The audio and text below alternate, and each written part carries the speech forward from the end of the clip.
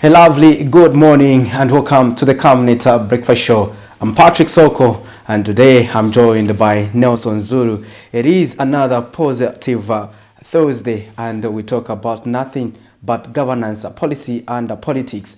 And today we'll be joined by a guest who's going to help us discuss matters pertaining to governance. And you too, our dear viewers, will be expected to contribute on our program via text messages as well as sending us or calling us via the number that is on the bottom of your screens. And remember that you can always leave us a message on our Facebook page so that we can get interacting. Tell us where you are watching us from. We'll be happy and glad to hear from you. Majira from the sweetest town of Mazabuka would want to hear from you. I want to see that text message right about now. Zondiwe, we also want to hear from you, and those of you who usually follow us via our Facebook page want to hear from you and contribute to our segment, which is Zooming the Headlines.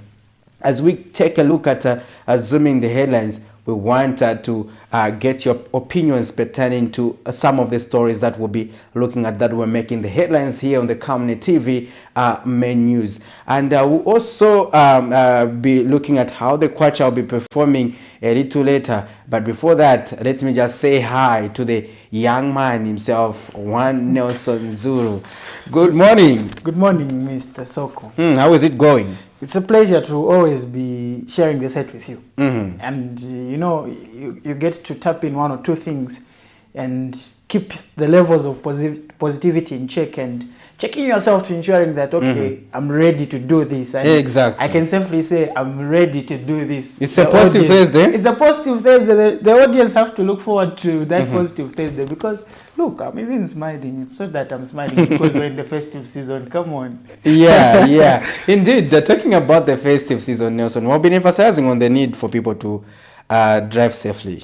Yes, and we saw a story yesterday from the Road Transport and Safety Agents that have been saying, you see, we're on these roads and we want you, our people, to arrive safe and ensure that your lives are preserved because the country's development is dependent on the population itself. So it's very important that even people, as they celebrate during the festive season, there's need for them to be cautious because they're not just representing themselves. They've got people that do look up to them. It could be nephews, uncles, nieces, aside from their children. Yes. Here on Camnet TV, not just another channel, we do recognize that health is important. And it is no wonder every time we start with the Health Corner. Let's get to look at what the doctors have prepared for us.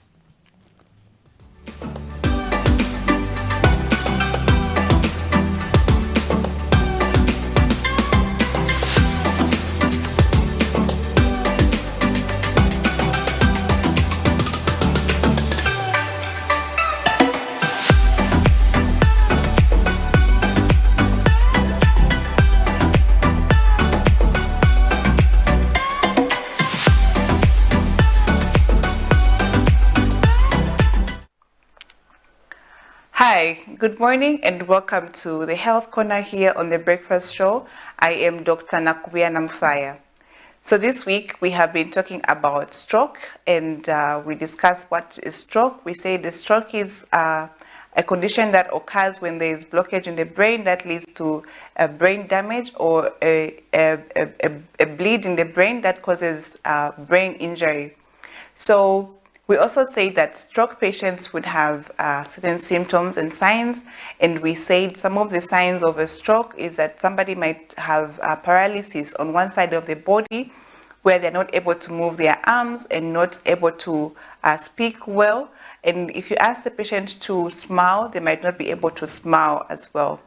So those are some of the signs that somebody is having a stroke. So what happens now when you take the patient to the hospital and the doctor is supposed to see the patient? So usually we would order tests that we need to know certain things about the patient. We need to know their cholesterol levels in the blood. How much cholesterol do they have? If it's very high, then we need to correct that cholesterol by giving them some medications. Then we also need to know how their blood pressure is. Is the blood pressure too high at that point? Usually when the blood pressure is very high, we do not give medications to bring it down too quickly. We usually allow them to be in that state of having high blood pressure for a period of time while we are bringing it down very slowly, so that we do not cause the brain to have more injury by not perfusing the brain enough. So the other thing is that we'd also need to check the blood if there's any infection anywhere, and we check for the kidneys as well, if they're functioning well, the liver is functioning well. Then the major test that needs to be done for somebody that has just had a stroke is a CT scan.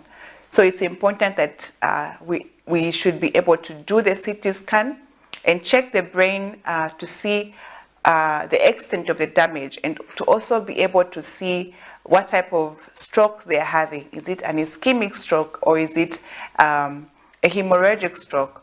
So if it's an ischemic stroke, we have different ways of managing patients with an ischemic stroke, and also different ways of managing patients with hemorrhagic stroke. So we need to be able to do a CT scan, very important. So if you go to the hospital with somebody who has a stroke, make sure that a CT scan is done, and it's seen by the radiologist and reported, to be able to know what type of stroke is it, and to be able to determine the treatment. So for the treatment, of course, like I have mentioned, we need to know the cholesterol. We need to be able to give the medications to bring the cholesterol to normal. Of course, that is going to take some time. It will not be done in just one day. So as time goes on, as the patient is taking those medications to bring down the cholesterol, then the cholesterol will go down to the normal range. Then the other thing is that we need to treat the BP. So we need to be able to treat the BP over a period of time, and not very quickly, because it may cause other complications. So the BP medications have to be given, and the patient has to be taking the BP medications even after the stroke. Whether it has resolved or it has not resolved, then the patient still needs to take their BP medication. Also, patients who have high blood sugar, they need to be controlled. So if you're diabetic and you've just had a stroke, your sugars will also need to be controlled, because they might increase the damage that occurs with diabetic patients in their body. Then the other thing that needs to be done is to be able to give the patient, if it's an ischemic stroke, they might be able to give a patient some medications that can reduce your blood from clotting, because if your blood is forming clots in the body, then those are the ones that cause the blockages in the brain and lead to stroke. So we might give some medications to reduce the blood from clotting. So those are some of the things that we help patients with when they come with a stroke. Apart from that, patients will need to do physiotherapy because of the injury, the paralysis that they are having. They're not able to move their arms properly or speak properly. So they might be put on physiotherapy, where they go and do some exercises to strengthen the muscles in that part of the body that has become affected. So that is how a stroke is treated in the hospital, and also diagnosed in the hospital. So today we're learning that stroke can cause disability in the body, and it needs to be diagnosed with a CT scan. Very important for you to do a CT scan in the body, in the hospital, once you get there, for you to be able to know what type of stroke it is. Then we also mentioned that you need to be put on medications that can help to lower the cholesterol, and also help to monitor or to reduce the blood pressure in the body. And also, if you are diabetic, you need to be put on diabetic medications. And if it's a clot that has caused the stroke, then you need to be put on medications that reduce blood from clotting. Also, very important, in the follow-up management, you need to be doing physiotherapy to bring back the strength in the muscles that have been affected by the stroke. So that is how a stroke is treated, and I do hope you have learned something. I do hope you'll be taking care of yourselves. If you know that you have hypertension, make sure you take your blood pressure medications, because if your blood pressure increases and becomes too high, it will cause you to have a stroke. So that is all we had for today. Be sure to watch again tomorrow. Thank you for watching.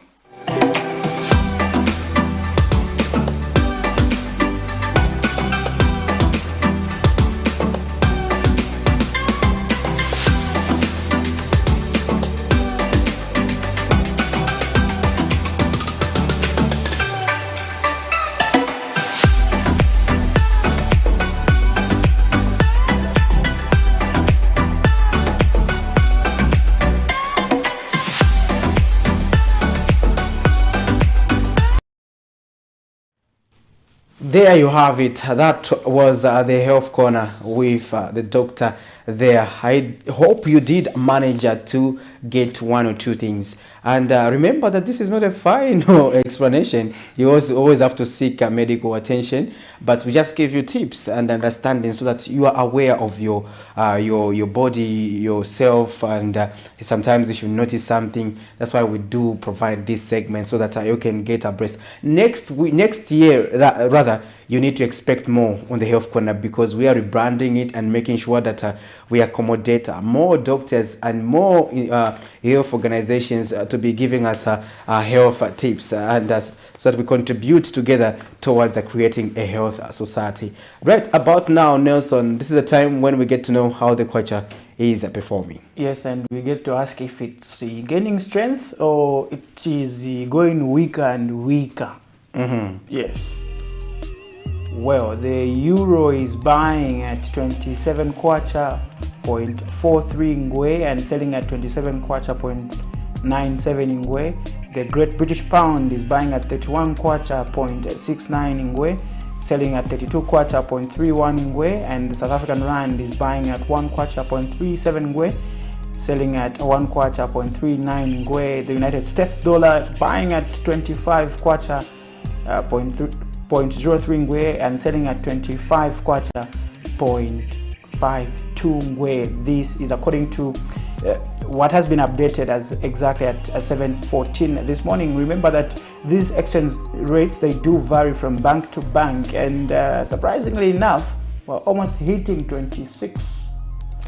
Yeah, indeed, the kwacha is going towards 26, and it doesn't only want to take over Christmas at 25. It wants to take over New Year. New Year, you can imagine. So, there are all these issues, but hey, hopefully we keep the positive levels and look forward to ending 2023 on a good note, when maybe we tend to see a drop, so that even that person who's watching us this morning is able to appreciate, to say, okay, yeah, I ended 2023 on a good note, despite it having a lot of hardships in one way or the other.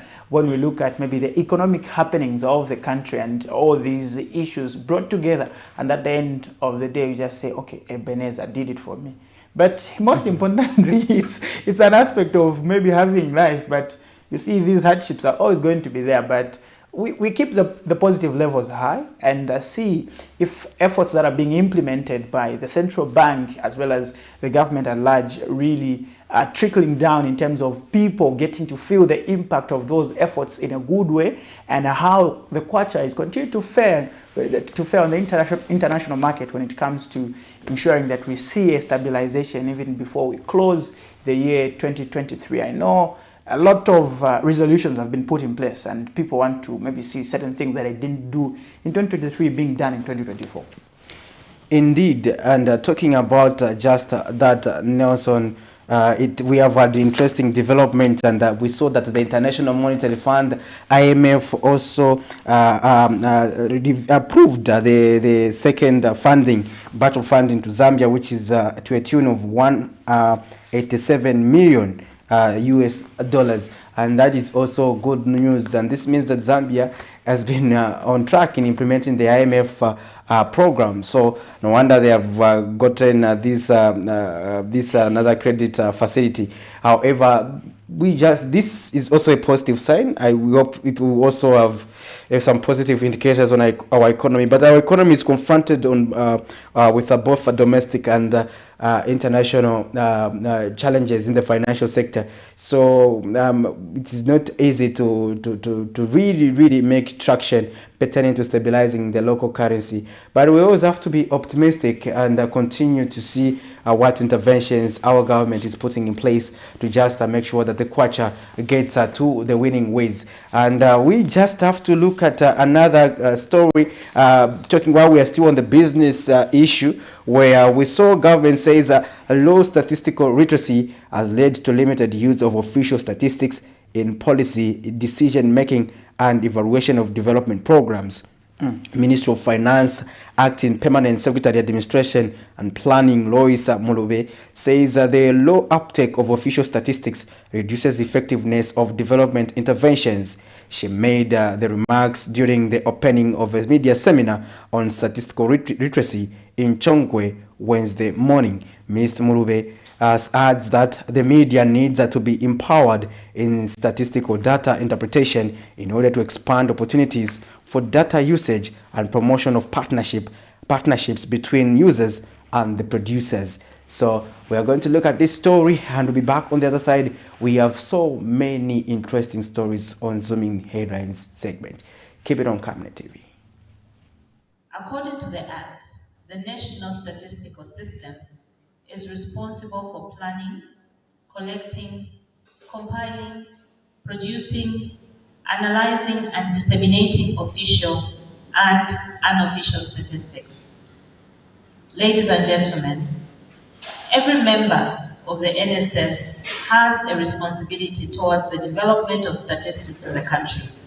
However, for members to fulfill their responsibilities, there is need to continuously enhance their capacities. Seminars such as this one are one way of capacity enhancement. You may wish to know that the National Strategy for the Development of Statistics 2023 to 2027, which was launched on 22nd September 2023, identifies low statistical literacy as one of the challenges facing the NSS. The strategy has been mainstreamed into the 8th National Development Plan, which is evidence of the importance government attaches to the role of statistics in our development.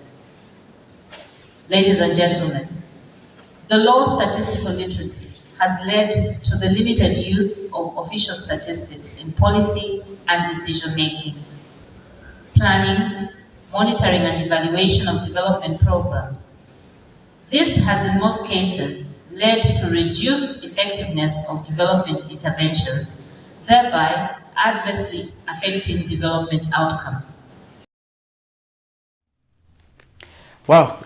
Welcome back. You are still watching the Camnet Breakfast Show, and we were looking at a story there coming from the the Minister of Finance. They are acting permanent secretary, and that's pertaining to the statistical workshop that is being undertaken to capacitate journalists on reporting on matters pertaining to statistical data. It is important that data is prioritized so that people make decisions based on information. However, we do see that the low uptake or usage or utilization of statistical data, and that is something that needs to be changed. However, there's also a concern pertaining to the same statistics, because sometimes we take too long as a country to invest in research to capture the right statistics at the right time. So that is equally something that Zambia needs to work on to make sure that we improve in terms of us making decisions, because at the end of the day, it is the numbers that help us make the decision pertaining to how much housing do we need as a country, how many children need care, how many hospitals do we need to cater for a population of such a district. So that determines our development agenda. So it is important that we prioritize these statistics, and I think it is only fair that the statistics agency is equally well financed, so that people are able to they're able to undertake research and be able to come up with the right data, because we do take long. I understand, for example, we do have what we call the demographic health survey, but sometimes it does not come timely, and that is not good for the country, because we do see that, for example, reporting on nutrition, we have had cases where Zambia is underreported pertaining to nutrition, Historically, though, based on what is available pertaining to the nutrition statistics, and those are figures that were captured a long time ago, even when the population was low, even when the country had not even developed as it has. So you'd find that the data on the country profile may not reflect the situation on the ground. Like, for instance, Zambia was ranked the hungriest country at some point, but that was not a true reflection of that. But you'd wonder to say, how do you rank Zambia as the hungriest country? And some of the countries it is actually feeding or providing food assistance to are well off. So what do you mean? Yeah. Again, it was also about how we are reporting various food types that we grow. We discover that most of the time we focus on statistics on maize alone, but agriculture does not mean maize. So there are a lot of indicators that need to be reported for you to be captured accurately.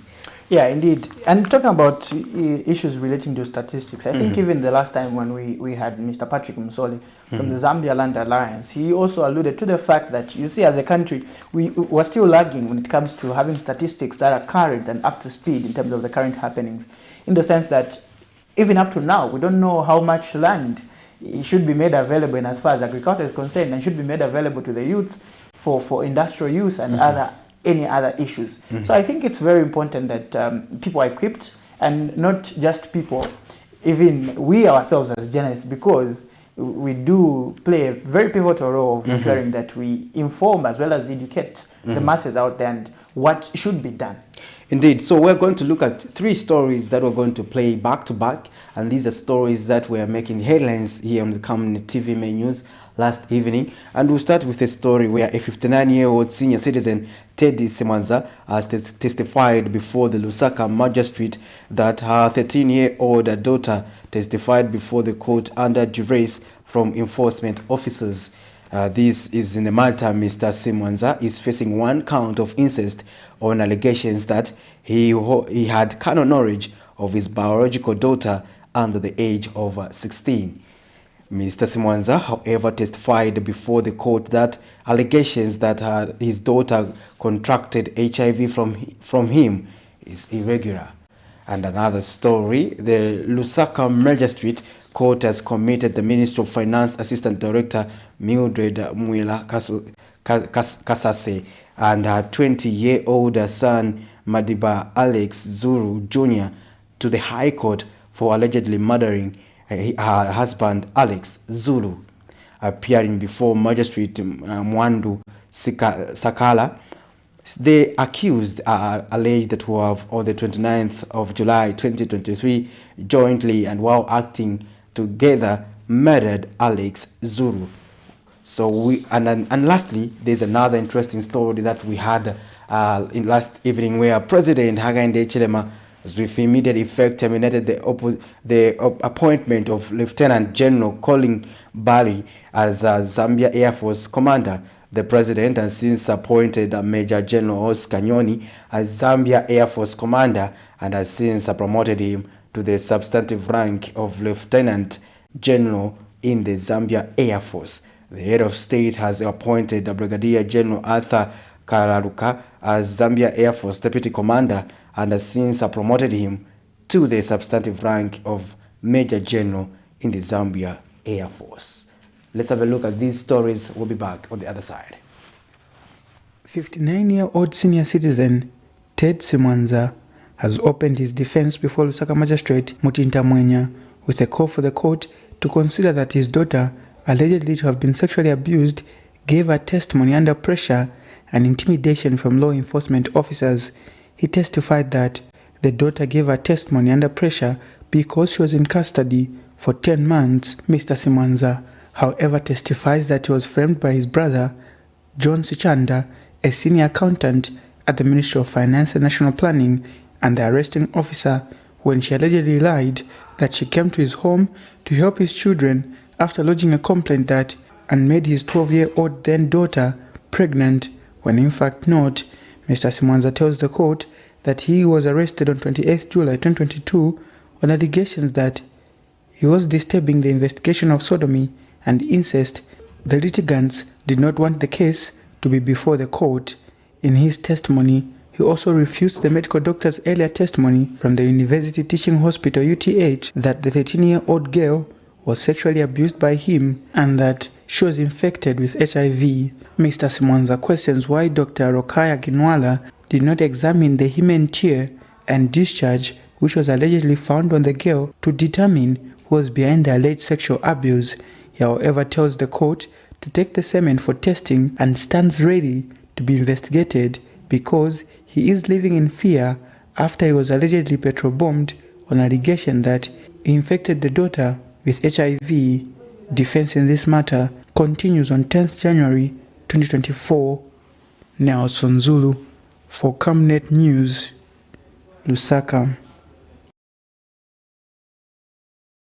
The Lusaka Magistrate Court has committed Ministry of Finance Assistant Director Mwila Kasase and her son Madiba Zulu, accused of murdering her husband Alex Kanyama Zulu, to the Lusaka High Court for trial.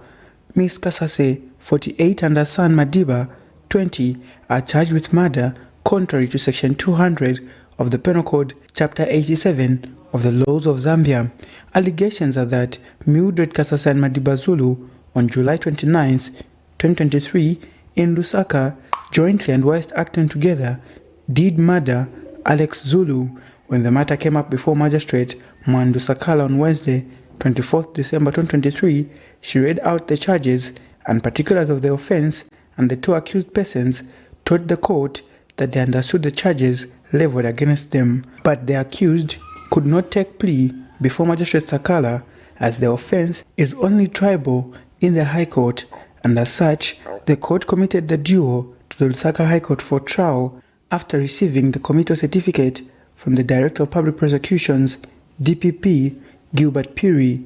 In August, police arrested Kasase and her son in connection with the murder of her husband, Alex Zulu. According to police spokesperson Ray Hamonga, the incident allegedly occurred between July 28th and 29th, 2023, and revealed that the accused ganged up with her children, one aged 18 and Madiba, in beating her husband using a plank and other kitchen utensils. Mr. Hamonga, in a statement, disclosed that the deceased relatives were suspicious of the death and requested for a post-mortem which revealed foul play.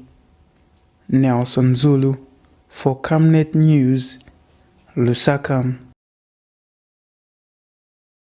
President Hakainde Hichilema has with immediate effect fired Lieutenant General Colin Barry as Zambia Air Force Commander. The President has since appointed Major General Oscar Nyoni as Zambia Air Force Commander and has since promoted him to the substantive rank of Lieutenant General in the Air Force. The head of state has also appointed Brigadier General Arthur Kalaluka as Air Force Deputy Commander and has since promoted him to the substantive rank of Major General, who have since been sworn in. Speaking during the swearing-in ceremony at State House Wednesday, President Hichilema challenged the new appointees to serve the Zambian people in conformity with the law. Gentlemen, you understand the Act. You've been brought up in the Act. There's no color you don't understand. General Kalaluka, there are two different. There's commander and deputy. Management is a pyramid. Leadership is a pyramid. The sun not sitting there. And it's general. You are the deputy.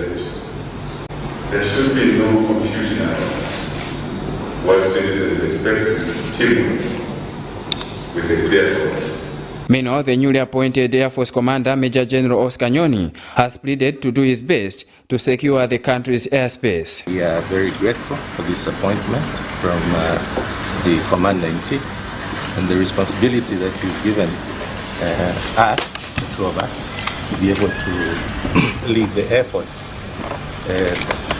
For sure, we will fulfill that by making sure that we stick as close as possible to the rules of our institution. That is to make sure that we defend and support and ensure that the Zambian airspace is protected and defended from any attack. In terms of service to the people, the Zambia Air Force role in the secondary reform is to ensure that when there are disasters, we should be able to come on with our air assets and give service on behalf of the government. Vincent Piri for Camnet TV News, Lusaka. There you have it. Interesting stories there that we had there back to back. And in case you want to join the conversation, you are free to do so, to give us your perspectives pertaining to the stories that we have looked in. If you want to input pertaining to the story where the president has replaced the appointment of Zambia Air Force Commander, in case you want to give us your perspective there. We also had two stories from the court, one bordering on murder and the other one also bordering on defilement. Quite serious cases there that we had. I don't know where people get the courage to commit such atrocities, and that's something that we always should stand against as a people. We need to make sure that we love one another, because honestly, if you love your neighbor as you love yourself, where do you get the courage to even punch or beat your friend? So let us always love one another, and that's the beginning of us making sure that we live in harmony. If we love one another, we'll seek to do good things for one another. We need to make sure that we live in harmony, because Zambia is known to be a beacon of peace. And talking about that, Nelson, we've seen interesting developments pertaining to tribal groupings. And we had the House of Chief coming out categorically condemning these tribal groupings. I understand we have quite a number of them. We saw the coming of at Umozi Kumawa. Then later on we saw at Kola. Yes, there's also Yundu Chaitwa. So all those things, I think at the end of the day, I don't think they are good initiative, because if I see, when I was observing yesterday pertaining to the appointment of Mr. Nyoni, I saw others went on, those who are from Moscow Mao, went on Facebook and posted something like Umozi Kumao is staying there.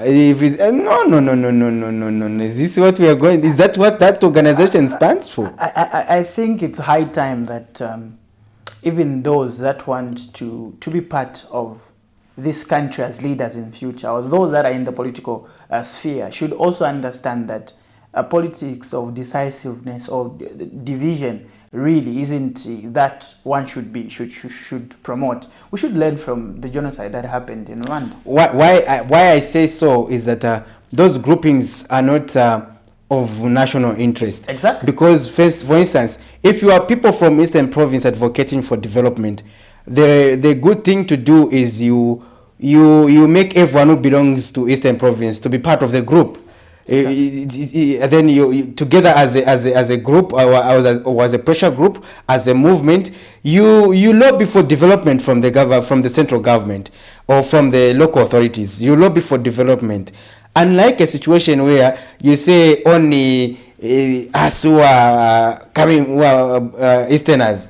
No. For me, I feel that's a miss. Even those from who are saying Kola, and just saying we are calling upon the only people who are belonging to this tribe, and then they come and no. And in my life, I've never even seen a traditional ceremony that is only attended by people who are coming from the same region alone. No. We have even seen people who are not even Zambians in the first place coming to witness traditional ceremony, just to reflect that it is beyond one tribe. Even a traditional ceremony is beyond one tribe. But why should these groupings be isolated For me, I feel we should not entertain such maneuvers as a country. And for me, where I noticed they don't mean well, I saw it from the appointment of yesterday.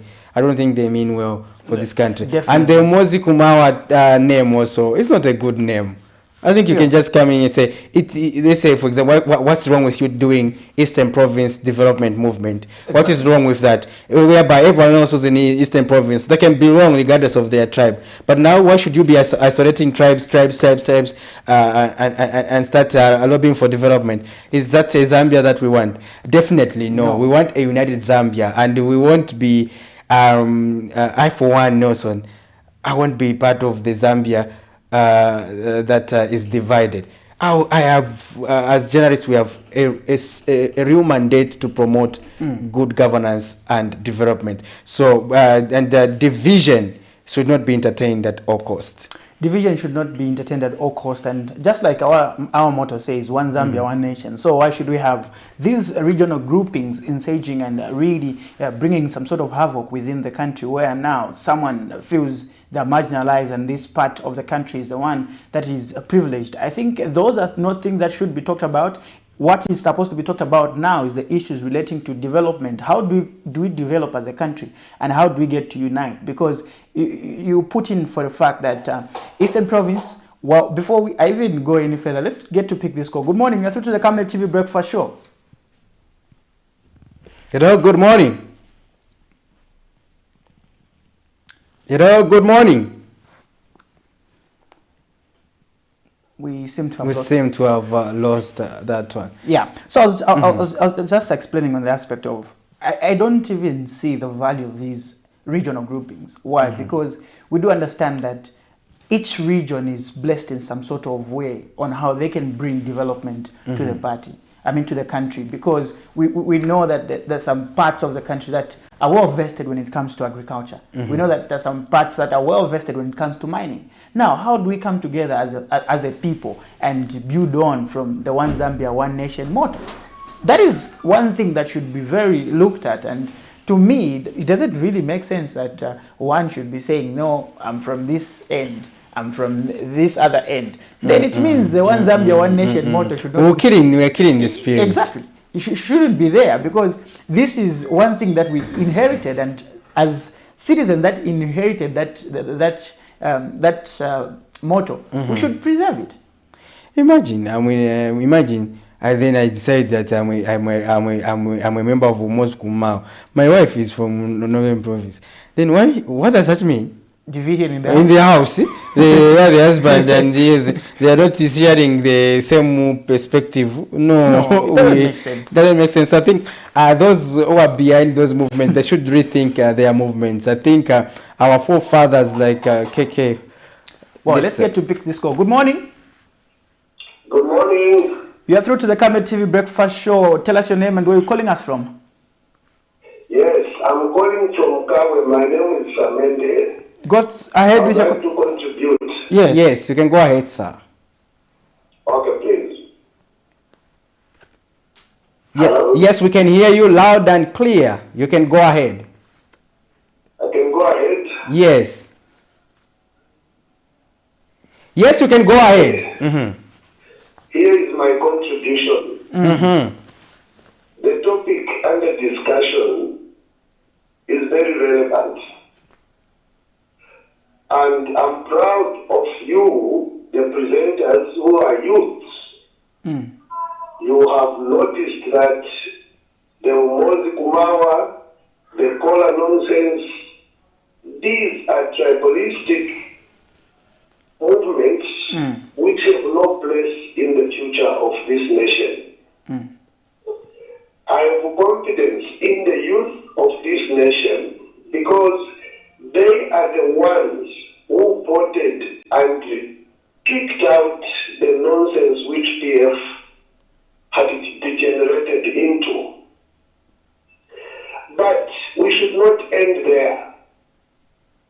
You, the youths, must be on the lookout for we old people who are inclined to tribal politics. You must always remember, these guys who are creating these movements are old people, 50 and above. When they were misleading the PF, which started off very well, they were not involving all the tribes. Even the money they've stolen, they were not sharing with anybody. So reject them when they use the tribe. Yes, the president made an appointment of a man from Eastern Province. I don't think his consideration was to placate the Umozi Kumawa. No. He realizes that every tribe in Zambia has got people with leadership qualities. And these are the ones he's looking for. But if some of them, after appointments, they engage in illegalities, it is that particular person, not the tribe.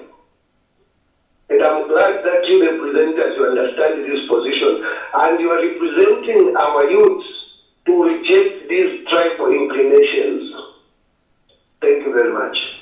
Thank you for your contribution, sir. Thank you so much, Mr. Shamende, all the way from Kawa. You too can join the conversation in case you want to add your voice here on the Camnet Breakfast Show. And we are discussing a number of issues. And Nelson and I were just looking at the stories pertaining to the tribal groupings that have been restrained by the House of Chiefs. Nelson, what are some of the stories there that we have? Yeah, some of the stories that we get to look at, even as we get to also fuse in our guest this morning, is a story of a 24-year-old Mungu man identified as Stumbeko of Mbuwana Kagravel area has died while in Mungu Central Police cells after he was allegedly beaten by his fellow detainees. Relative to the deceased have demanded for an explanation from the police on how their beloved died and taken to the mortuary around 03 hours without their consent. We also get to look at a story where the Road Transport and Safety Agency, RTSA, has urged motorists to be road safety conscious during this festive season, because last year police recorded about 13 fatal road traffic accidents in which 14 people died out of 188 accidents that were recorded countrywide during the festive season. We also get to recall a story where some opposition political leaders have described 2023 as a challenging year politically, accusing the ruling party of trying by all means to silence the voices of those offering checks and balances. We'll be back after this.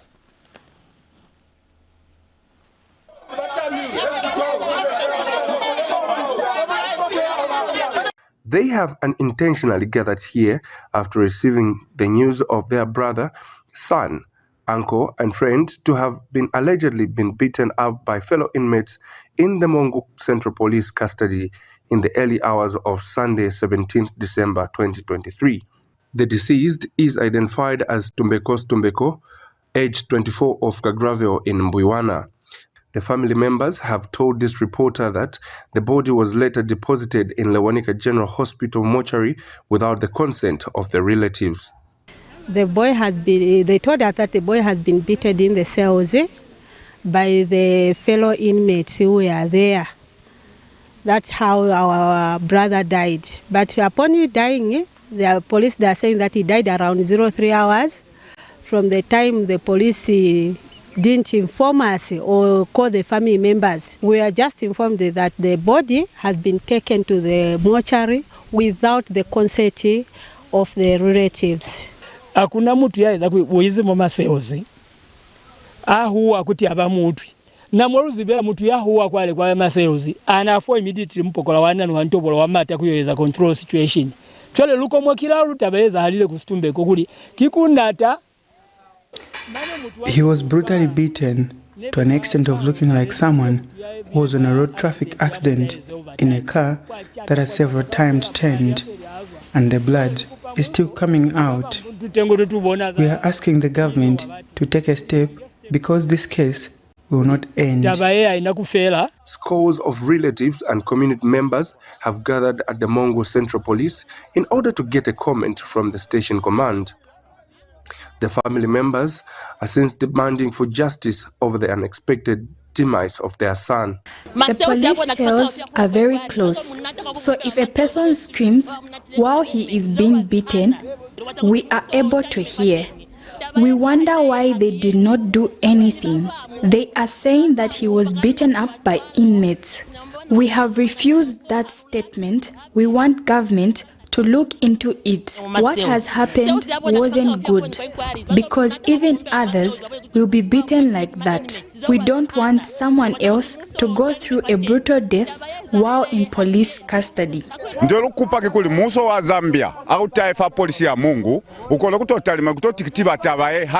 we are asking for the government of Zambia is to come and look into this, and the law says no one in the police cells should not be touched, worse beaten to death, and taken to a mortuary around 03 hours. Even the beddings they used, we don't know where they came from. We want our relative to come back home alive.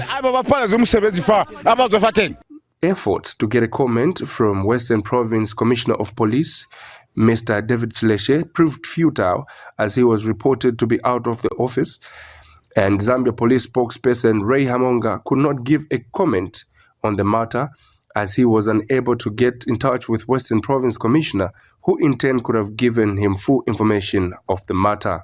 I'm trying to get the commissioner. I can't get hold of him. I don't know where he is. His parentage is a bit of a problem. I'm still trying to get hold of him. The death of Stumbeko becomes second to have been recorded in a space of 1 year at the Mongu Central Police Station. Enoch Kaneta in Mongu, Western Province. 13 days to 2024, opposition political party leaders have described the year 2023 as a challenging year for the opposition political players in the country. They say 2023 has been a year of trials and tribulations both in the political and economic spheres. Economic freedom fighters EFF leader Kasonde Mwenda says 2023 has been a testament that the UPND government is not open to advice. 2023 for us has been a year of so many trials, temptations and tribulations. It has also unmasked what kind of people we have in power. They are actually more ruthless, more hard-hearted than we thought. They have seen the fortunes of this country crumble. The only people that are enjoying are foreigners, but there has been no way to show that they really care about Zambians. Political parties are being crumbled on. Right now, we don't even know who owns PF because we have seen the UPND using government machinery, even sponsor divisions, even sponsor confusions. They are sponsoring confusion not only there. For those who are standing on truth like we are doing, they are now physically man-hunting us, beating us up. National Democratic Congress NDC leader Savoy Mboera has described this year as a difficult year for both an ordinary Zambian, more so politicians. 2023 has not really been a good year, especially for the opposition. I think we are seeing that there was an increase in the arrest of the opposition political party leaders. Almost all the opposition political party leaders are in court right now. So that has not really been good. It has increased, contributed to the increased democratic space shrinking, So that has been very bad. And also, if you look at the human rights record of the UPND, I think the human rights are being violated. Apart from the opposition political party leaders, just the media have been victims. If you look at the economy also, things have been very, very bad. We have seen the dollar now is trading at 25 kwacha. We have seen the standard ratio increasing within a short period of time.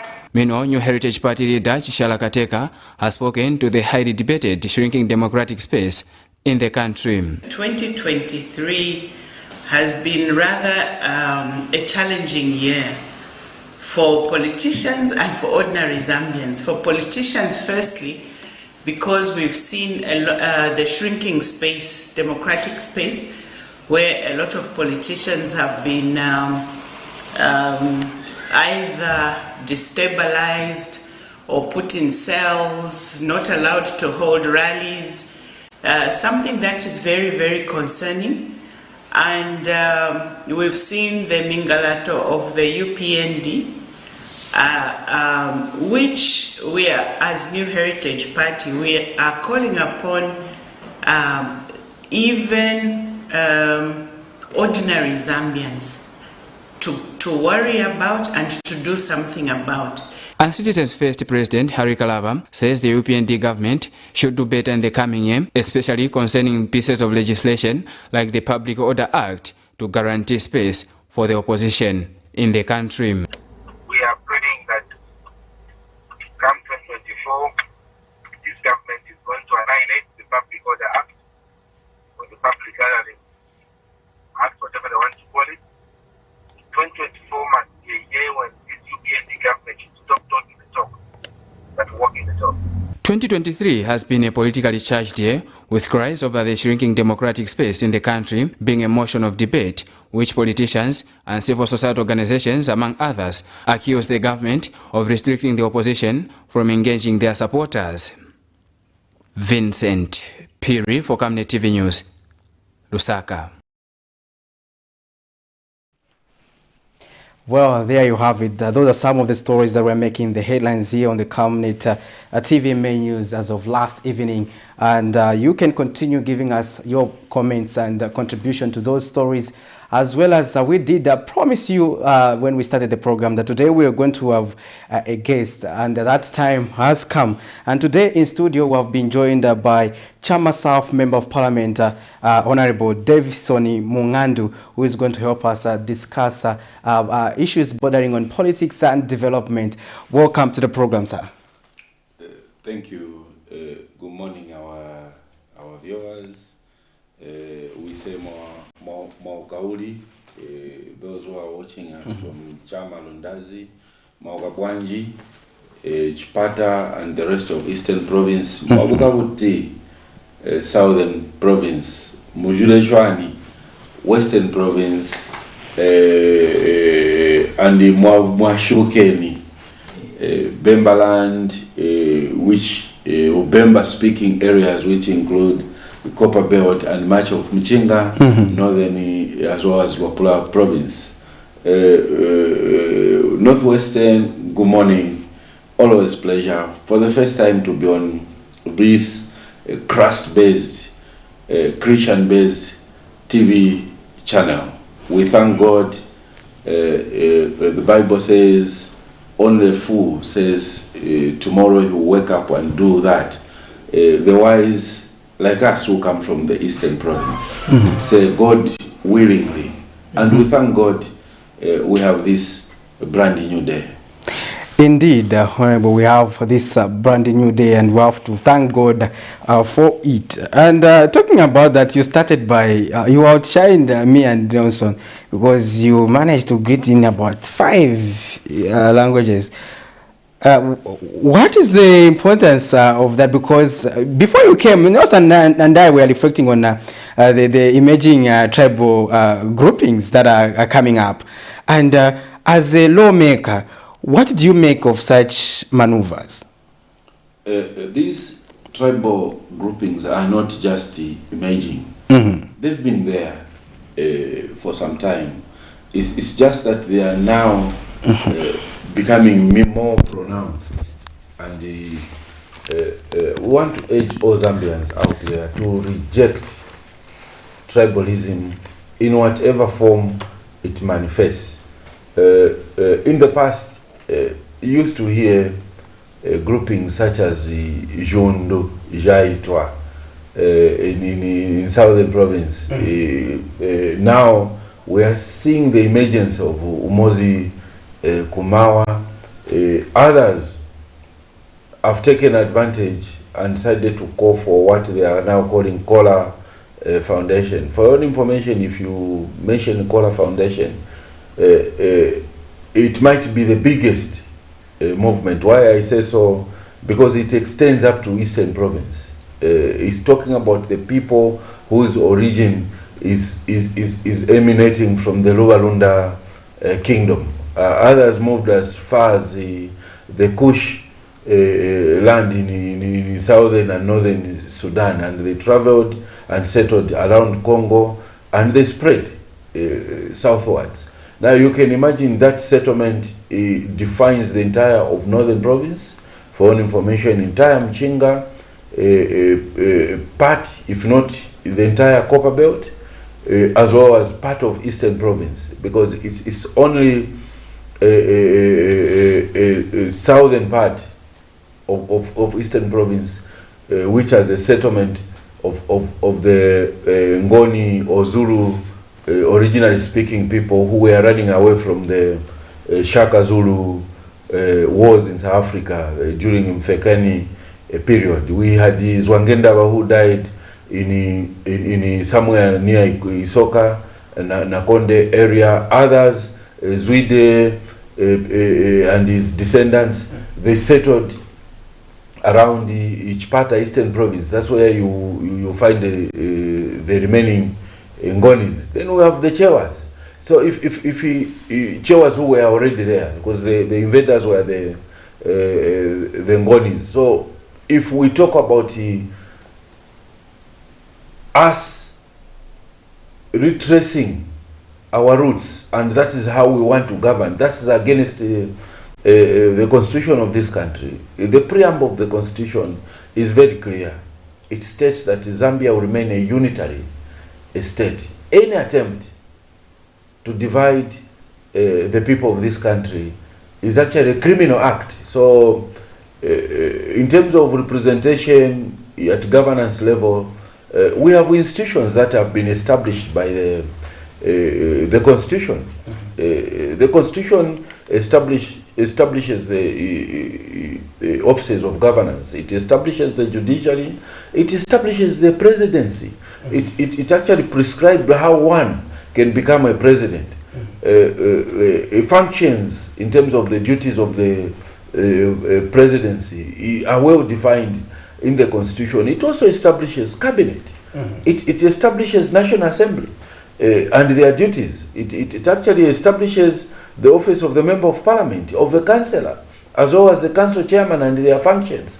Those are the lines of representation. So if there are any pressure groups that are established outside the Constitution, it's important that the government takes keen interest.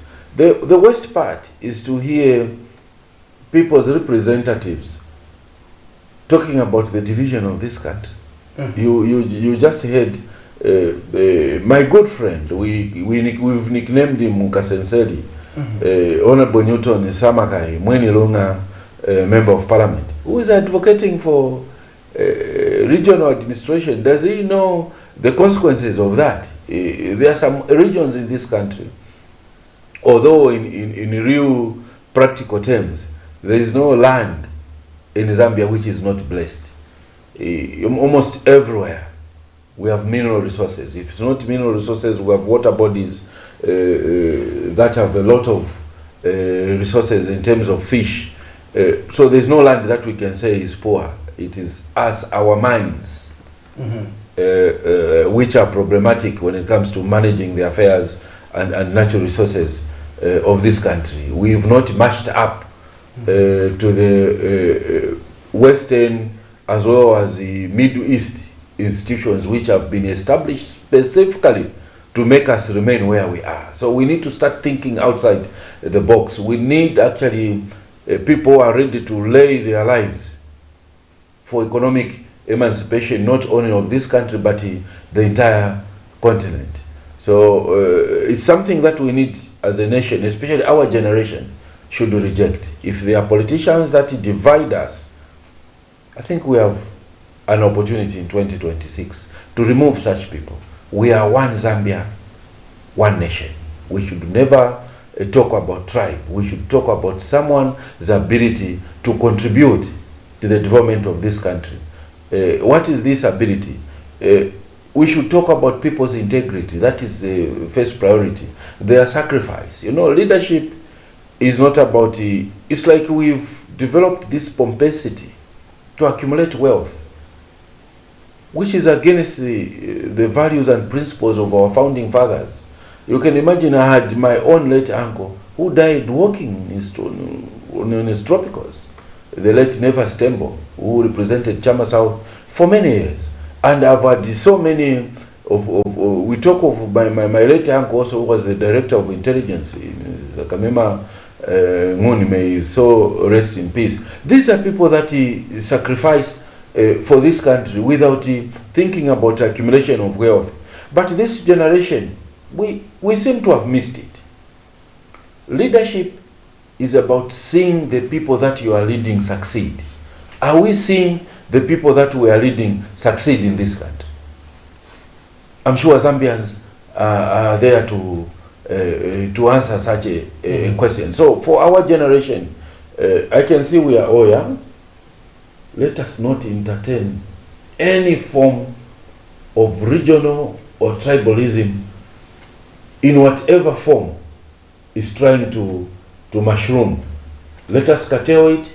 Let's condemn the perpetrators. If anything, such individuals should never be closer But to the leadership of this country. is it justifiable for these regional groupings that are mushrooming to claim that they've mushroomed simply because they feel less privileged in terms of being part of the piece of cake that comes in form of resources that are being channeled out to various parts of the region? It's extremely unfair. If you look at the individuals who are propagating the behavior of tribalism, these are people that have been in government from UNIP. Check them. For them, if they are not represented in government, then the region where they come from is not represented. It should be them. This is the difficulty that I also find within my political party. There are people that feel if it's not them who are in leadership in PF, then there is no PF. It shouldn't be like that. It shouldn't be Mungandu. Actually, a successful organization is seen on how succession plan is designed. You can't talk of a success without a successor. We have Pastor Chiruba here, who is probably the founder of Camnet TV. Should this Camnet TV, God forbid, die with his going or with his departure? The answer is no. It means he's a failure. Camnet should continue because he would have planned for a successor. But we don't think like that. Really, most of these people who make the loudest noise are the people who have failed to develop this country. They are people that have actually failed to find means and ways to dodge Western hegemony institutions. And it's not only Western, for your own information. Even the East, it is for their good that we remain where we are. Without us, they are nobody in terms of economic development. This is the generation that has bought into these institutions that have been designed to suppress the growth of not only Zambia but the entire Africa. Can you see development? The answer is no. You will see the success of the leader, not only in Zambia but Africa as a whole, if that leader chooses a team that is revolutionary in thinking. I know we'll talk about the economy of the country. Wacha is stumbling. Look at the people who are at the helm. These are the people who have been there before. Can President Hakainde Hichilema get the best out of them? These are the people that have been there. Probably they've contributed to where we are now. So we need to start thinking outside the box, colleagues. We need a revolutionary mind in terms of economic approach. It's not easy because the international institutions, as I've said, as I earlier said, are designed to make us remain where we are. It starts with our education system. It's so useless. Sorry to say this. It starts with our education system. So now we are talking about you mentioned. So tribalism in summary is something that we should fight. We've got the institutions which, you know, if I don't mind having an Eastern Province development set up, but it should lobby through already established institutions like us members of parliament. You know, we have the Provincial Development Coordinating Council, where all members of parliament actually attend, all heads of departments. It should be able to actually advocate through such establishment. Yes, before we move on this, that's what I was actually trying to stress.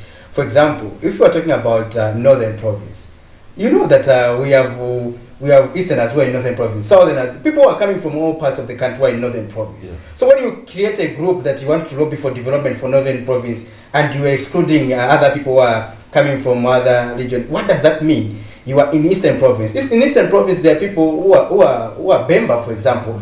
But does it mean that your group, Umozi Kumawa, should exclude them?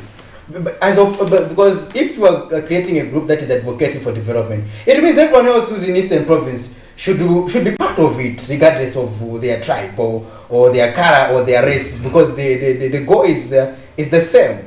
I don't know what you think about that arrangement. Indeed, I'm one of those that have noticed with concern even the recruitment pattern. Look at the teachers that are being deployed. You find that check the names. How can you keep Halwindi, Hambizi, Jongo, Jelo, Hasaut, Kazauta, and many others in Southern Province? Why do that? The idea of recruiting from districts is brilliant, but when it comes to deployment, we should be able to deploy, recruit in Southern Province, deploy people in Wapula. From Southern Province, deploy them in Wapula. Recruit from Wapula, deploy them in Southern Province. Recruit from Western, send them to Eastern. Recruit from Eastern, deploy them in Western. You know, we need to create this one Zambia, one nation. But the moment you recruit people based on where they come from, to work from where they come from, because you can find Piri in Southern Province, and yet that Piri, the father is Piri, but that Piri is settled permanently in Southern Province, then the mother is from Southern Province. We are not sorting out, actually we are even grooming this tribalism. Kaunda was not, and his administration were not, I would say, unwise for them to rotate, except civil servants. Civil servants used to rotate. Actually, you would find that someone was born in Western Province, they would have been, by the time they are retiring, they would have been in all the provinces discharging their duties. That's how it should be. For me, in Chama, I would never want to see Chama to have civil servants that are singers from Chama. I would want to be interacting with brothers from Southern Province, Western Province, Northwestern Province, developing Chama. That is how it should be. So, in terms of pressure groups, especially pressure groups that are designed on tribal lines, those we need to condemn. If anything, we need to outlaw them. They are not needed. We've got already established channels which this traditional setup can actually lobby. We are there. Unless if the same members of parliament have failed, then can we pass a constitution to abolish National Assembly? Then we recognize these pressure groups, because if they think they are the only ones that can advocate for development. So, in short, can we condemn such attempts at all costs? We don't need them. Well, our dear viewers, you are watching the Camnet Breakfast Show, and today in studio we have been joined by Chama South Member of Parliament, Honorable Davison Mungandu, and he's helping us to discuss the topic that we have themed peace and development, and we are looking at all things peace and national unity, as well as fostering development. And Honorable, we cannot go further before we get to other topical national matters, before us understanding how you are receiving CDF in your constituency. We've hosted other members of parliament here on this platform. Others are saying CDF is making wonders. Others are saying CDF is not performing according to what it should be, given the amount allocated to a tune of 30.6 million kwacha. I don't know how is CDF working for the people of Chama South. First and foremost, let me state that CDF is, for us in rural areas, is a game changer. I know this is something that a number of our colleagues do not want to hear. But the reality is, this is the money that has never before gone on the ground, especially for constituencies that are coming from rural areas. You can imagine we first received 26 million, the entire amount. Let no one lie or tell a lie that the money was not released. The entire amount was released. We also received the 27 million. I'm very sure that by the end of this year, the entire 28 million, we're remaining with few days, would have been released, because they've been releasing this money not in totality. They will release 6 million, 10 million, based on the activities of the councils. We've had challenges not to do necessarily with the absence of the resources, but the behavior of council officials. I'll tell you that the Chama Council, we have moved a number of officials. We are also watching the few that have remained. We now have a new council secretary, a good gentleman, Mr. Mziani, who we have agreed to ensure that the people of Chama South are given utmost priority when it comes to the utilization of the CDF. We've also noticed in-house behavior where council officials collude with their colleagues to get contracts, and these contracts, if you are to check in terms of performance, they even change the design, approved designs, which as CDF committee, for example, I'll give an example in my constituency. We have 3 schools which they've done as a flat roof. How do you put a roof in a valley where temperatures reach as high as 40 at 10 cost brickwork? Who will sit in that classroom? You know, like Chama, it starts getting hot immediately after June, July up to somewhere November. Pupils can't sit in that classroom. If anything, they thought initially that they were chickeneries or piggeries. They had to start demolishing, because we never recommended such a thing as a CDF committee. We were very specific. Just as we were when we were procuring our earth-moving equipment.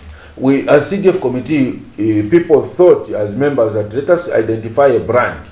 They even prescribed that if we are buying a grader, we have to buy a Caterpillar grader. We are going for quality and reliability as well as durability.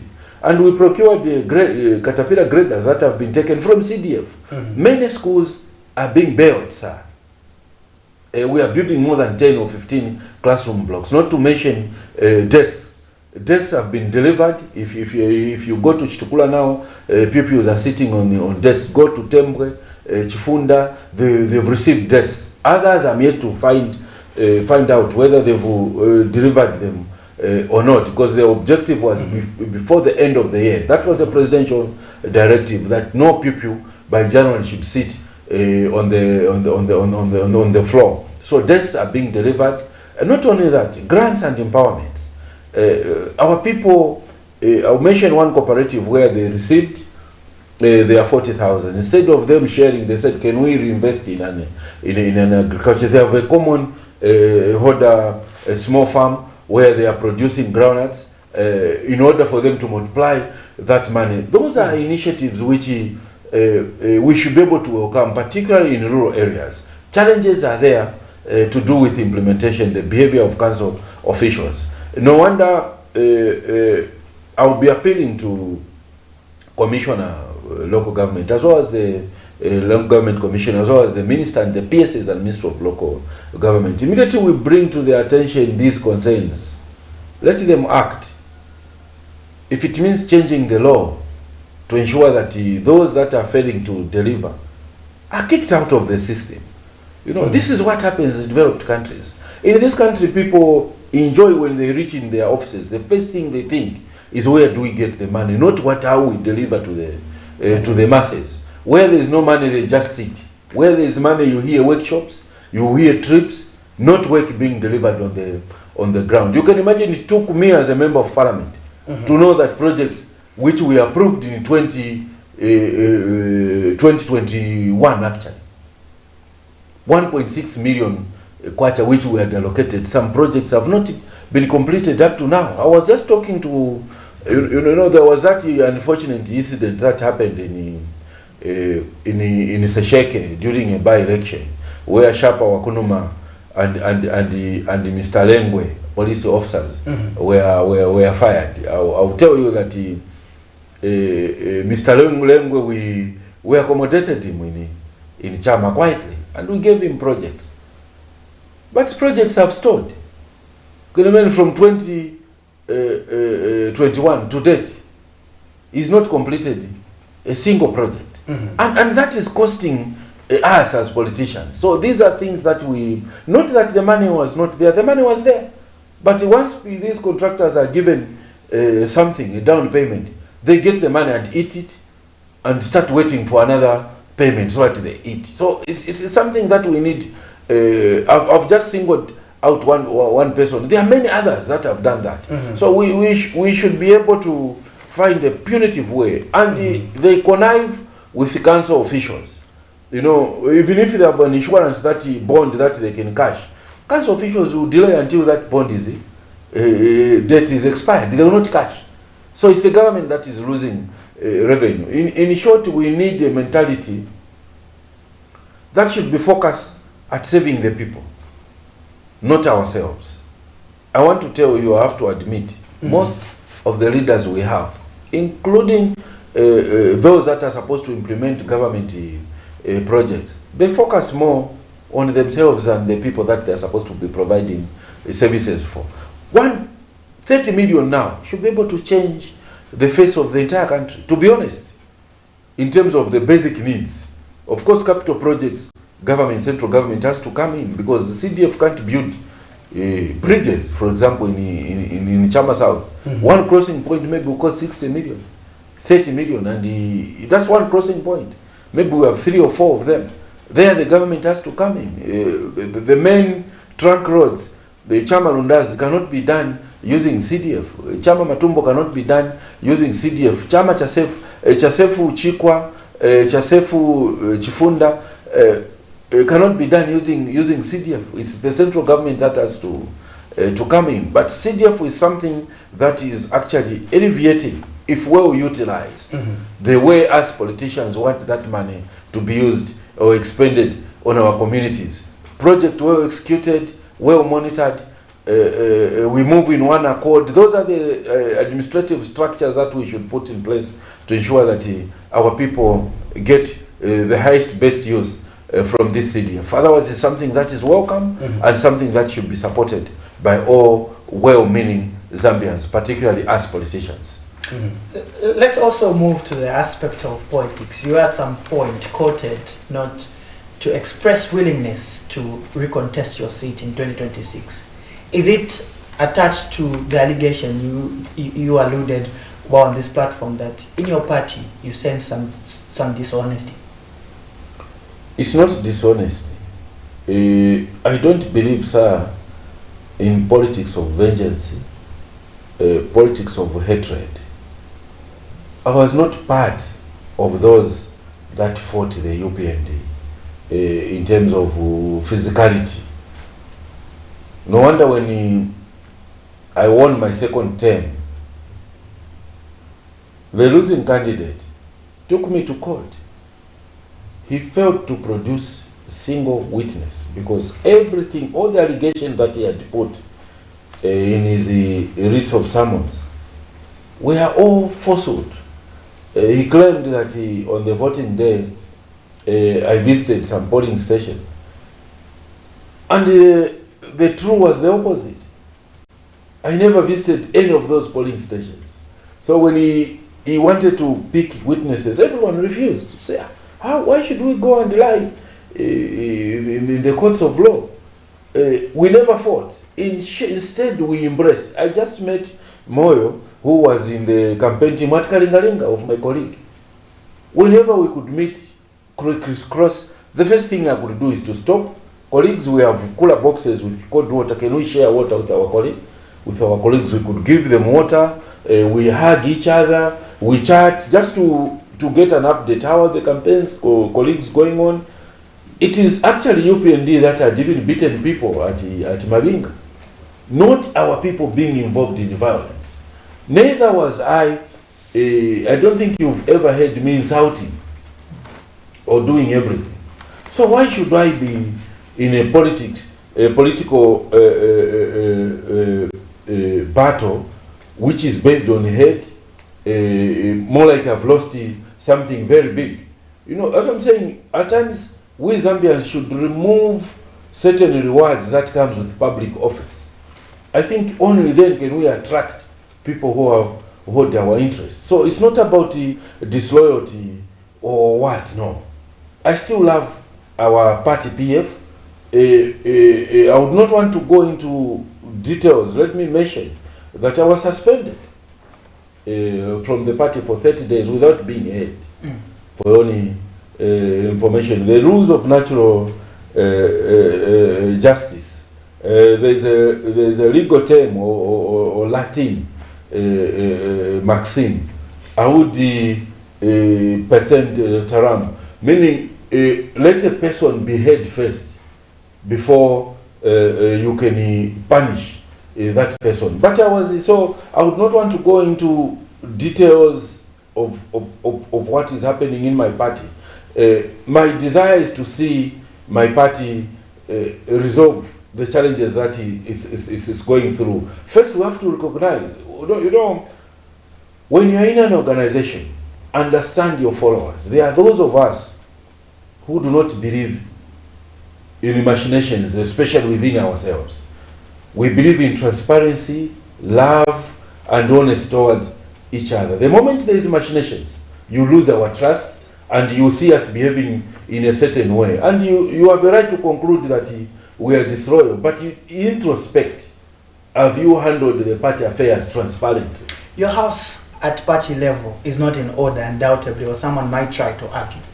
Simply because we've got those that are coming from the PF that are saying the confusion that is being witnessed in the PF is being fueled by the now administration, which is in government, the UPND.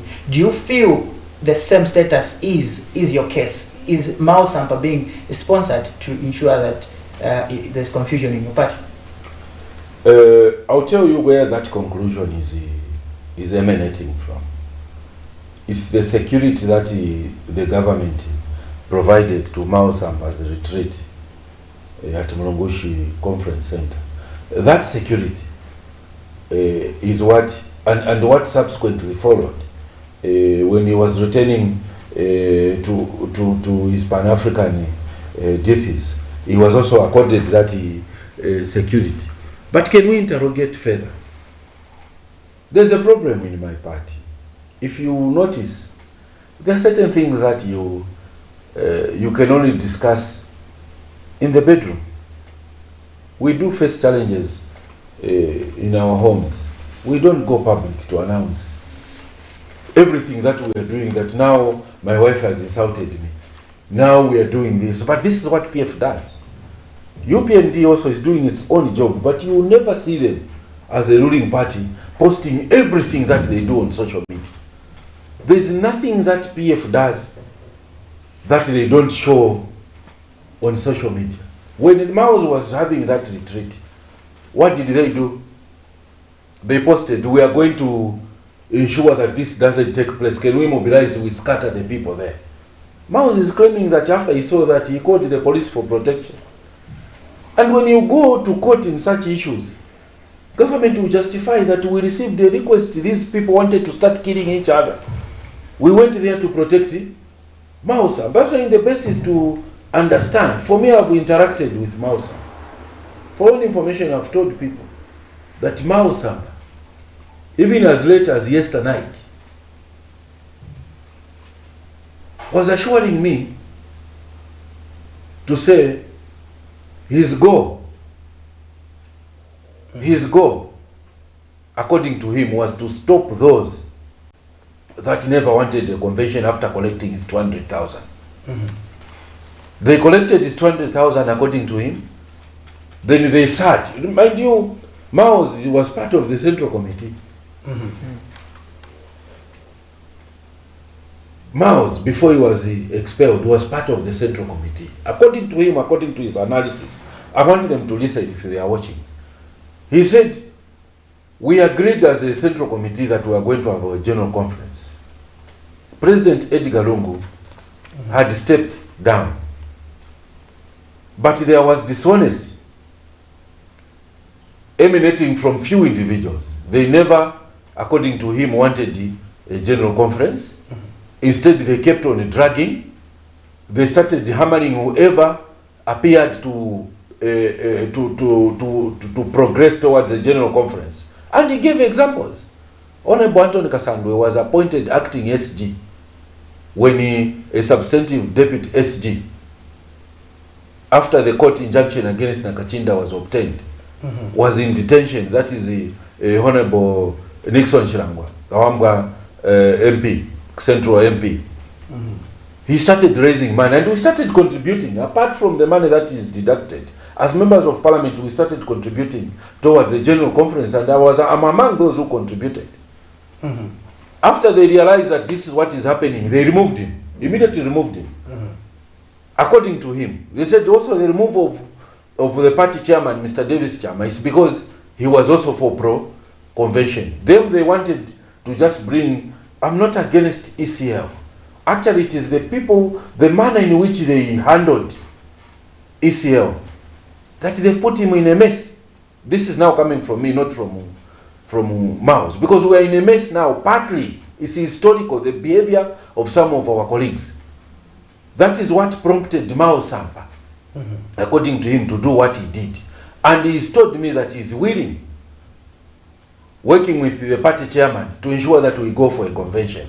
If the man is willing the way he's telling me, what's the need of continuing people going to court, fighting? I think there's a problem. If you see the people who are advocating for the fighting, I've always said it. It's our Mbuya's members. I don't know how God made these people. These are the people who made us lose elections. I want to repeat it. That loss of a general election was an assault that was put on the presidency. You remember how people used to insult President Lungu? Who were insulting him? There was no UPND in Irwapula, Northern Mchinga. The person who took UPND there is my father. GBM, when he was appointed the vice president of UPND, and he could insult President Lungu day and night. That was a damage. When he came back, he failed to fit in UPND. He came back alone. He left the structures. Chishimba with due respect, he dismantled PF on the copper belt. Pompwe Mulilansala. I don't know what it means. Corrupt. The way he was describing these things. According to him, he could even say, Twalichkaka, we know PF, we built PF, Twalachkakola, Twalachonaola. My good brother, Arikaraba, for him I have due respect. He left, according to him, because he saw corruption. That's the reason he left. But game changer, Kelvin Waliafube, was onslaught. Until we lost. Also the inner fights. Are you aware that there was no fake medicines? There were no leaky condom. It was within. People were started fighting Chirufya because they felt he would be nominated running mate. Among themselves, all those things culminated into total destruction. For those of us who could speak, we were smaller voices, my brother. So if anything, for them we were non-entities. Are you seeing yourself in short, from this mess? Yes, we can. I've just told them that Mao Sampa is willing to go for a general conference. Why not arrange for a general conference? But if ECL would like to come back again, let him come and contest. We will give him maximum support. But we need to look at the reality. Why is the state appearing to be backing or giving whatever Mao Sampa is requesting? Because as an individual, if I feel threatened, I can also request the IG to give me security. They'll give me security. If anything, the police service is established primarily to protect you and I, to protect the private property, public property, as well as public life. But so they are there to protect us. But Honorable, one would argue to say Mao Sampa has only spoken to you that he's willing to work with these others, but we still have court processes that are still ongoing. Why not go and withdraw and tell his colleagues to say, I'm willing to... I will not speak on behalf of... Unity. I will not speak on behalf of Mao Sampa. I'm sure he's coming back. He's in Congo. When I communicated to him on WhatsApp, he said he's in the DRC monitoring. After the invitation of the African Union, he's a Pan-African parliamentarian at that level, representing the parliament of Zambia. So he's in the DRC. Come and ask him. According to him, He's saying he's ready to go for if they want a general conference, because that is what his objective. He says it's not that he wants to contest the presidency. All he needed, according to him, what he's told me, is to ensure that he teaches a lesson to those that did want a general conference. That's what he has said to me. And there are reasons I will not delve into details of why he had to confide and disclose. And I told him, what if this is the position, allow me to say it public. He said, go ahead, you should be able to come and announce it. If others, those who don't want to go to a general conference, want the status quo, let them continue, watch as they disintegrate the party. As we wind up, Honorable, we would have loved to continue the discussion. Just wind up with us, we've seen that the cost of living has continued to escalate, and most economic fundamentals are off balance. Let's say the kwacha performance, 25 kwacha against $1. We have seen inflation. The target for the 2023 national budget was to keep it at a single digit. And all this points out to the current situation that is prevailing, the cost of living. For you, Honorable Wujasik, where do you think we're going wrong, and how can we get out of this? I'll tell you, at macro level, at aggregate level, the world economies are affected by the Russia-Ukraine war. Let's face that a reality. I'm an economist. I'm a land economist by profession. I'll tell you that this economy, when it started rebounding in the second quarter of 2025, very unfortunate for the UPND government. How have we also managed our own resources? Very important. Extremely important. PF left import cover of more than 4 to 5 months. They left $3-point-something billion. UPND, when they took over, they started using those reserves to stabilize the kwacha. And some of us debated on the floor of the House, except that very few citizens of this country pay attention to economic matters, probably it's by nature of training. But should you hear that a certain MP has been captured walking naked, it will go like a bushfire. But to talk about the real issues which affects your life, the fundamentals, they will not pay attention. We've been talking about problems to do with the mining, resources that we are getting from the mining. No one is paying attention to that. We are going the Congo way. This is something that the president should pay attention to. You've heard the illegal mining that is going on. Sujilite, people being caught. You heard our brothers and sisters dying on the Kasenseri mine. That Kasenseri license was issued in 2007. We demand a lifting of a corporate veil. Who are the owners behind that mine? More than 30 people or 40 people have perished in that disaster. In other countries, owners cannot go unpunished. In this country, we are seeing them slowly going unpunished, but we want to promise them. Soon the leadership of this country will change. President Hakainde Hichilema, President Lungu, their time is coming to an end. Actually, if not, it has already come to an end. Probably President Hakainde Hichilema will face a competitor who is not his generation. He might even face Honorable Mungando as his competitor on the ballot paper. And if we remove him as youths, we'll make those people to account. So to answer your question, look at what is happening in the mines. There is a haphazard illegal mining. We have lithium in southern province. Go and check, trucks are moving there.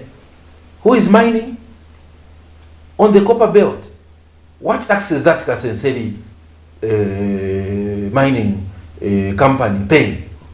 Those are the monies that we are supposed to keep in form of foreign reserves in terms of dollars, because they are exporting. We have backyard refineries on the copper belt. Why is the government not pouncing on those? Not only that, these incentives that we've given to foreign entities, that is where we're supposed to get resources. For your information, all mining companies have projected downward. We are giving incentives so that we increase production. We projected 3 million metric tons by the end of 10 years. We are in the third year. We're remaining with 7 years. Instead, all the mines are showing in the next 5 years, their production is going down because they are investing. Go and check, are they expanding in their investment? The answer is no. In short, we are being raped. My brother and sisters, countrymen and women, we need our government to know that they need to sacrifice not only their lives, but also their well-being. Because Western institutions, I want to mention all developed countries, including our friends in the Far East, their job is to extract as much wealth as possible out of Africa. They've established institutions whose duty is primarily to keep us where we are. So don't think we'll get the best out of IMF. Let me ask you, we just qualified $189 million. I laugh. No, we have now qualified $189 million. What is $189 million when in this country bought solar hammer mills which are just keeping for $200 million? You keep them, how many of those things are working? When one stretch of a road from here to Copper Belt is costing about $500 to $600 million, then you want to celebrate $189 million. That is a drop. If you were to use that money, for information, drawing rights, IMF, it's not that the money will hit the account here or will do what. It's for importation of fuel and other things. So we'll not feel any impact. That's the reason I'm saying, President Hakainde Hichilema, you need to make bold decisions. Bring new minds,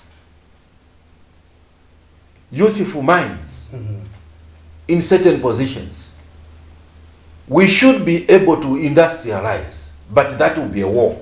The only way African continent, the only way this country will develop, make no mistake, is industrialization. Everything we wear should be produced by ourselves. Everything we eat should be produced by ourselves. Can we do it? The answer is yes. We do produce steel. The universal mining in Kafue, where we're producing steel. Why should we import steel from China? For as long as we are importing, we are exporting jobs. That is not easy. We had Dunlop, we closed Dunlop. Colgate Palmolive, we are producing Colgate in Ndola. We closed everything. That was killing the fundamental principles of our economy. We need a revolutionary mind to start re-establishing those. It will not be easy.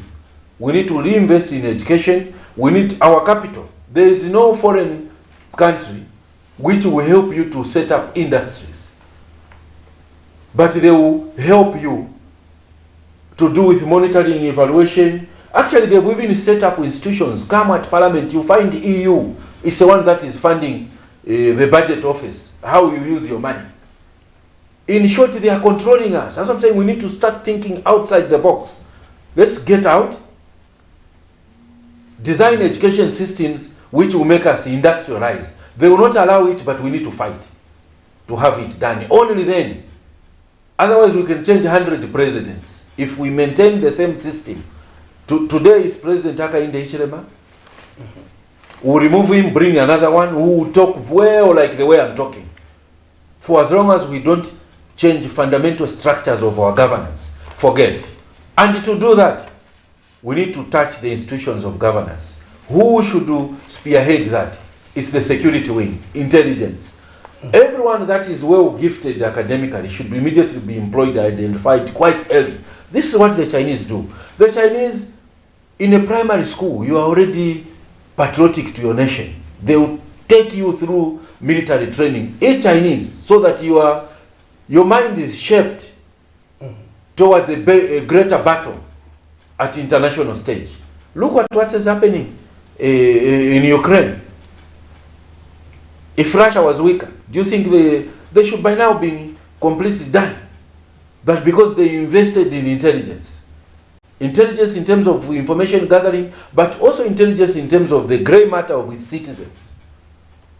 It's not easy because Africa is seen as a resource base. Should Africans also develop, industrialize, Western world will become poor, including the Eastern world will become extremely poor. So we should be able to start as new generation of leaders. We should start thinking about that. Then answering your question on retiring, indeed, I've served 2 terms. My continuation in politics may be at a different level, or depending on what people also tell me, but I made that decision to say I wanted to only serve twice as a member of parliament, and this is my 2nd term. I'm still checking as to who can take over from me. I'll tell you my constituency. You groom this one, then they try to work on damaging your reputation. You know, when someone wants to leave a political scene on a good note, you try to identify who else can carry on this vision. For example, I have a vision where human-animal conflict. There is massive hunger. People are having swelling. From here, I'm going to Ministry of Agriculture. There is completely no maize in Chama. Mangoes have come to an end. Elephants are killing people. They are competing, you know, in terms of access to mangoes that people have been surviving on. Making matters worse, why I'm going to Ministry of Agriculture. Our people from Chama now get their meal for resale in the villages from Rondas. And ZNS has been impounding trucks that are carrying maybe 1,000 or 800 bags from Chipata. And those trucks, what I'm told, they wait at times because the queue is longer. They wait for a week for them to load maybe 800 or 1,000 bags of maize into Rondazi. Then from Rondazi, our people are able to access Milimi now for them to survive. And ZNS has impounded that Milimi, which means people now have nowhere to go. So I'm going now to Ministry of Agriculture to go and request that they quickly intervene before our people continue, maybe start dying of hunger. And not only that, the DC, this is where I tell people they should be able to distinguish between politics and work. As a member of parliament, if I'm to work, I need to work with the government. If anything, I'm part of government. So when I'm working with the government, it doesn't mean that I've joined UPND as a political party. I need to work with the DC, I need to work with the council secretary, I need to work with all the heads of department. I will not be part of the bitter pill where people want to be fighting the government. I've discussed with the DC and we have agreed that we get on the ground to ensure that we identify the most vulnerable at the moment. We've delayed, we know the situation is there, but we thought these measures that business community is bringing in to bring in minimum, a bag of minimum in Chama in Chikwa is costing 450 kwacha, a 25 kg. I'm told now it has reached 500, and it's not there. So these are problems that we, as citizens, I think we need to look into. So to answer your question, yes, if I'm to continue, probably I'll be running mate to President Hakainde Hichilema, I'll be running mate to whoever will be elected in PF, or I'll be running mate to President Lungu. If he will continue, I'll be running mate to President Talaba, I'll be running mate at that level. That is what I'm thinking, so that later I change probably the institutions of governance where we take power to the real people through institutions. You know, this civilian approach. Do you know why UNIP left what they left? Go to Itech, you'll find a big dam. That was foresight. We've just put turbines there. A dam which was constructed by Kaunda years ago. Same what happened at Kariba. Kariba expansion was left like that, designed. That was foresight. Do you know what made them to do that? Some of us come from families that I've just told you worked for this country. We interacted with them at that tender age. They passed through institutions of governance. There was discipline.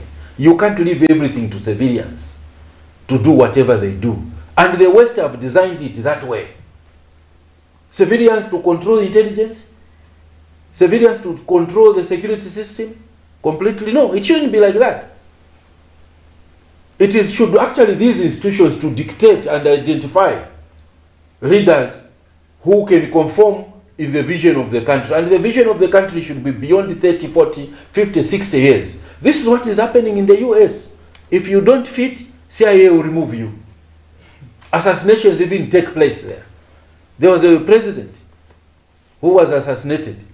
What is his name? As journalists, you should have this information.